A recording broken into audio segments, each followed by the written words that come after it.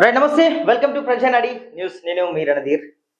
ఇక్కడ ఈ మధ్య కాలంలో ఫేక్ సర్టిఫికెట్ల భాగవతం ఒక్కొక్కటిగా బయటకు వస్తున్న వేళ ఇంకొక విషయం కూడా మెల్లగా బయటకు వచ్చింది. అదే ఉస్మానియాలో 15,000కే ఫేక్ సర్టిఫికెట్లు. ఓయూ పరిధిలో భారీ ప్రాజెక్టు స్కామ్. ఎంబీఏ ఎంసీఏ కాలేజీలపై వరుస ఫిర్యాదులు. 26 కాలేజీల్లో నకిలీ వ్యవహారంపై అధికారులకు అండదండలు. ఈ మధ్య కాలంలో రెగ్యులర్ గా పోయినటువంటి విద్యార్థి, అదేవిధంగా ఏం చదువుకోకుండా సర్టిఫికెట్లు తెచ్చుకున్నటువంటి విద్యార్థి, ఇద్దరు పోటాపోటీలు ఉంటాయి. సరే, రికమెండేషన్ ద్వారానో ఒక్కసారి చదివినోడు కాకుండా కొన్నోనికి వస్తున్నటువంటి పరిస్థితి. సరే, మరి ఆ ఫేక్ సర్టిఫికేట్ కాదా అనేది కూడా అర్థం చేసుకుంటున్నారా లేదా ఎవరైతే ఇన్వెస్టిగేషన్ చేస్తారు కదా, సెర్చింగ్ చేస్తారు కదా, వాళ్ళు ఒకసారి చూద్దాం. ఉస్మానియా యూనివర్సిటీ పరిధిలోని పలు ఎంబీఏ ఎంసీఏ కాలేజీలో జరుగుతున్న అక్రమాలు ఇప్పుడు తీవ్ర సంచలనం రేపుతున్నాయి. విద్యార్థులు కోర్సు పూర్తి చేయడానికి సమర్పించాల్సిన ప్రాజెక్టు రిపోర్టులు, ఇంటర్న్షిప్ సర్టిఫికెట్ల చుట్టూ ఒక పెద్ద నకిలీ దందా నడుస్తున్నట్టు తెలుస్తుంది. దీనిపై ఉన్నతాధికారులకు ఫిర్యాదులు అందుతున్నాయి.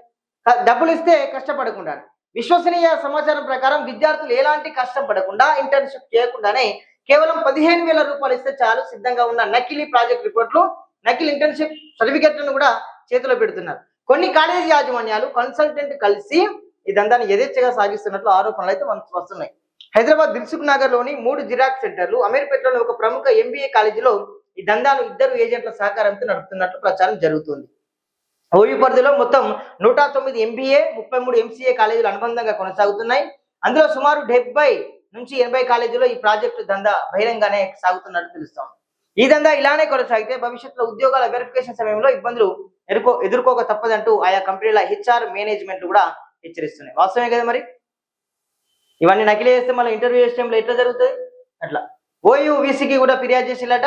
మామూలుగా 26 కళాశాలలో ఈ నకిలీ ప్రాజెక్టు వ్యవహారం జరుగుతున్నట్టు కూడా ఓయూ వీసీకి సిజేఎస్ అధ్యక్షుడు డాక్టర్ మాసారాం ప్రేమ్ కుమార్ కూడా ఫిర్యాదు చేసినటువంటి పరిస్థితి. సో మొత్తానికి ఓవరాల్ గా ఏం జరుగుతుందంటే, డబ్బులు ఇస్తే చాలు ఆ ప్రాజెక్టు ఏదైతే ఇంటర్న్షిప్ సంబంధించినటువంటి డాక్యుమెంట్స్ ఇచ్చి సబ్మిట్ చేస్తారు, మార్కులు కొట్టేస్తారు, మెమోలు తీసుకుంటారు.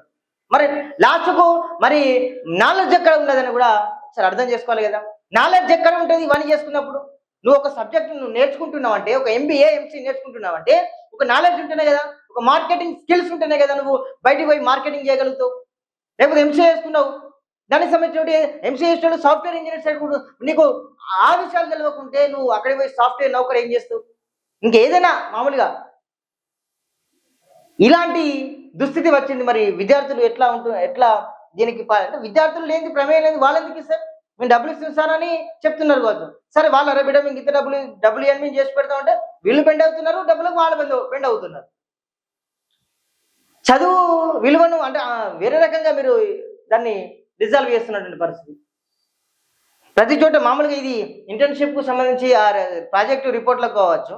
ఇంకో కొన్ని యూనివర్సిటీ ఏం జరుగుతుందంటే, కొన్ని ప్రైవేటు కొన్ని గవర్నమెంట్లలో కూడా నకిలీ అంటే ఫేక్ సర్టిఫికేట్ చదువుకోకుండా కూడా ఆ మెమో ఇచ్చేస్తున్న దాఖలాలు కూడా మనం చూసినాం. ఫేక్ సర్టిఫికేట్లు కూడా ఇస్తున్నారు. ఓ అధికారులారా, ఓ అధ్యాపకులారా, ఓ రిజిస్ట్రార్లారా, మీరు కూడా ఒకసారి గమనించండి. ఎందుకో అసలు ఎటుపోతున్నది విద్యా వ్యవస్థ, ఎటుపోతున్నది సర్టిఫికేట్ల ఎగ్జామినేషన్ బ్యాచ్ ఉన్నది, అట్లా ఎట్లా జరుగుతూ ఉన్నది ఒకసారి మీరు వెరిఫికేషన్ చేసుకోండి. నకిలీ సర్టిఫికేట్ల దందా అసలు సాగదు. అసలు చదువుకున్నవానికి ఇబ్బంది జరుగుతుంది అక్కడ. వీళ్ళేమో పైసలు కట్టుకొని సోప్టాగా తిరుగుతున్నారు, జాబులు సంపాదించుకుంటే అయిపోతారు. మీరు కూడా హెచ్ఆర్ మేనేజ్మెంట్లు కూడా మీరు ఒకసారి ఇంటర్వ్యూ చేసేటప్పుడు వాళ్ళను డీప్గా అడగండి. చదువు అంటే నాలెడ్జ్ తెలుస్తుంది కదా, అప్పుడు మనకు అరే ఈ వ్యక్తి మన కంపెనీకి అవసరమా కాదనేటువంటి విషయాలు కూడా మీకు కూడా అర్థమవుతాయి కదా. సో మరి ఈ దందా ఇంకా కొనసాగుతుందా? చేప కింద నీళ్ళలో సాగుతుంది కానీ బయట పడతలేదు. మెల్లమెల్లగా గుసగుసగా బయటపడింది. ఇంకా బహిరంగంగానే జరుగుతుంది. అటు 15,000 రూపాయలు కొట్టు సర్టిఫికేట్ పట్టు అనే రీతిలో ఇట్లా జరుగుతూ ఉన్నది. చూద్దాం ఇలాంటి దందాలు ఇంకా రోజులోకి ఎన్ని వస్తాయి. సో చూస్తూనే ఉండండి Prajanadi. Thank you so much.